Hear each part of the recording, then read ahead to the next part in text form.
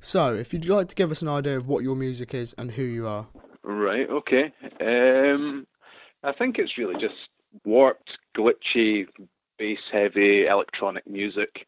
I guess some people call it dubstep because of the tempo, but I do a lot of stuff at various tempos as well, so it's not all sort of 140 and half step. So that's about it, really. So, on that note, do you consider yourself as someone that fits into one genre, or do you prefer to keep it as quite a lot of diverse sounds? I don't really think that I fall into one particular genre. I kind of think electronic music's electronic music. It's usually just sort of reviewers and the sort of beard scratching crowd that kind of give everything these subgenres. But I mean, yeah, I suppose. I guess I'm kind of dubstep if I think about it, but I don't like to really be labelled as, a dubstep artist or, a hip hop artist or anything like that. I just make music and, that's about it really.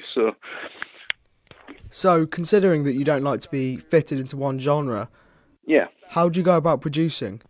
Every time I start a project, I normally start with a blank template.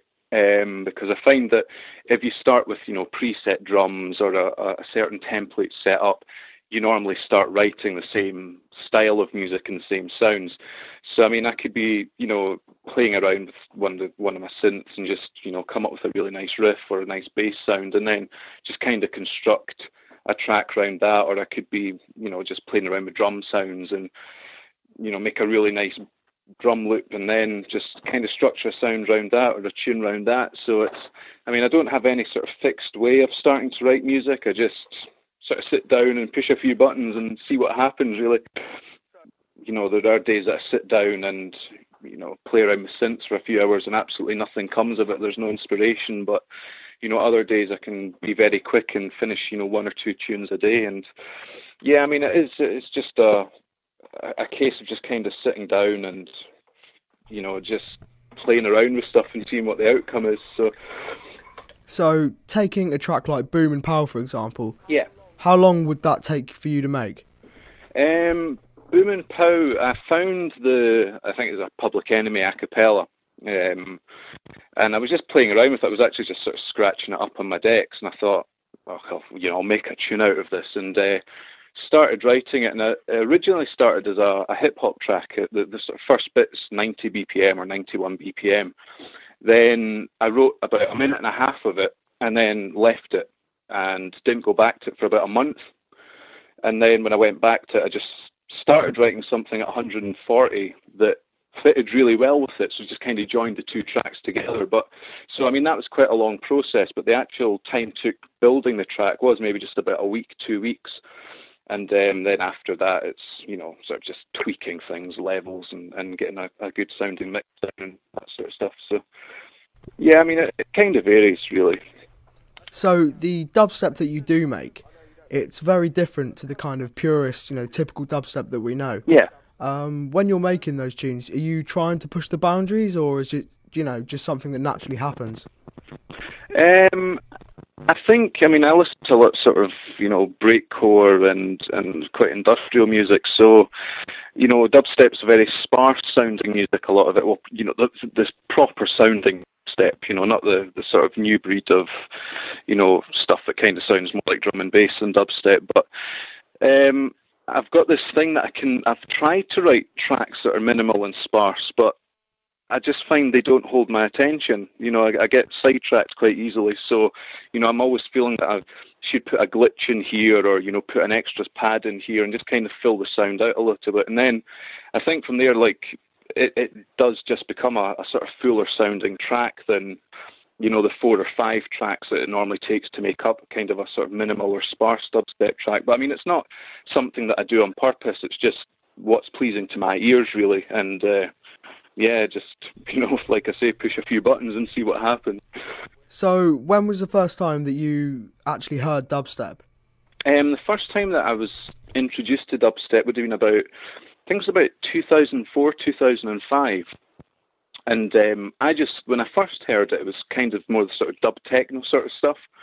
And I just kind of thought it was techno, but with a snare on sort of the third. And I mean, I did like it because it is very bass heavy, and you know, it gets the subs rocking. But it was never something that I was really interested in writing, just because it was a little bit too sort of sparse for the kind of stuff that I write. And then about, I think it was late 2007, 2008. You know, a lot of the dubstep started becoming a lot fuller sounding. You know, you had, you know, people like Rezo and the likes making tracks that were a little bit more structured. They had a sort of a beginning, a middle, and an end, and they evolved as the track went on, and that really took my interest. But I mean, the first dubstep track that I actually wrote was Pinball. I hadn't really played around with dubstep before that at all. So, obviously, you're up in Scotland. How do you access the scene? I mean, I know you've got people like Rob Booth and N-Type smashing out your tunes, but how, from being where you are so detached, do you manage to get your music out there? Yeah, totally. I mean, there's nothing up here at all, really. There's a couple of my friends run I think it's probably one of the only dubstep nights in Edinburgh, which is Volume. And I've been to that a couple of times, and, you know, it had a great sort of atmosphere about it. And the sort of local record shop where I buy a lot of my records, one of the guys in there, he DJs dubstep. So, you know, initially to start out, he was kind of my sounding block as to, you know, this is the sound that I like. What kind of stuff have you got that sounds like that? And, you know, so I'd go in occasionally and buy records off him and sort of chat about dubstep. And at the time, he didn't realise I was Akira Kiteshi, and then tried to sell me my own record. So I kind of had to say, no, sorry, I made that, you know, and then so... But yeah, I mean, that was kind of it. Like you say, I mean, there's a lot of, you know, listening to stuff like Rinse FM and Sub FM and things like that. You kind of, you know, that's also where I would hear a lot of kind of up-and-coming producers and new dubstep tunes and new styles of dubstep as well. And yeah, that's pretty much was my only sort of link to it. And things like N-Type obviously picking up Pinball and Rob Booth, just... I don't know how it really happened. I think they all just kind of hooked up on AIM. And there's a couple of MySpace messages, and then, you know, dropped N-Type a few tracks on AIM, and then Rob Booth asked me to do one of the mixes for his show. And it just kind of snowballed from there, really. So that was, yeah, kind of how it happened. So, obviously, now you've become, you know, a lot more well-known within the dubstep scene. Do you feel that influences your production at all? I think, I mean, I don't know how, you know, people in dubstep kind of see me.